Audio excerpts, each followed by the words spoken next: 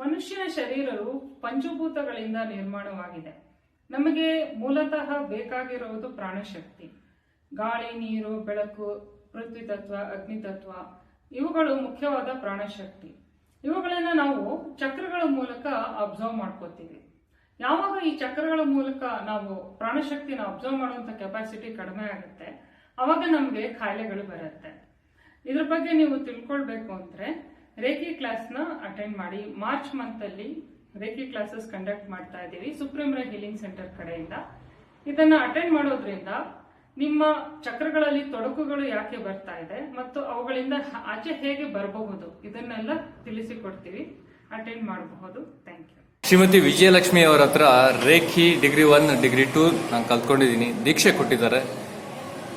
ಆ ದೀಕ್ಷೆ ತಗೊಳೋದಕ್ಕಿಂತ ಮುಂಚೆ, ರೇಖೆ ಕಲಿಯೋದಕ್ಕಿಂತ ಮುಂಚೆ ನಮ್ಮ ಮನೆಯಲ್ಲಿ ತುಂಬಾನೇ ಸಮಸ್ಯೆಗಳಿತ್ತು. ಆರೋಗ್ಯದ ಸಮಸ್ಯೆ ಆಗಿರ್ಬೋದು, ಹಣಕಾಸಿನ ಸಮಸ್ಯೆ ಆಗಿರ್ಬೋದು, ಹೀಗೆ ಹಲವಾರು ಸಮಸ್ಯೆಗಳಿತ್ತು. ಈಗ ರೇಖಿ ದೀಕ್ಷೆಯನ್ನು ತಗೊಂಡು ರೇಖಿ ವಿದ್ಯೆಯನ್ನು ಕಲಿತು ನಾನು ಅಭ್ಯಾಸ ಮಾಡ್ತಾ ಅದನ್ನು ನಮ್ಮ ಮನೆಯಲ್ಲಿ ಪ್ರಯೋಗ ಮಾಡ್ತಾ ಇದ್ದೀನಿ. ಸೊ ಈಗ ನಮ್ಮ ಮನೆಯ ಪರಿಸ್ಥಿತಿ, ಹಣಕಾಸಿನ ಪರಿಸ್ಥಿತಿ, ಆರೋಗ್ಯದ ಪರಿಸ್ಥಿತಿ ಉತ್ತಮ ಆಗ್ತಾ ಹೋಗ್ತಾ ಇದೆ. Thank you Vijayalakshmi madam. ಧನ್ಯವಾದಗಳು.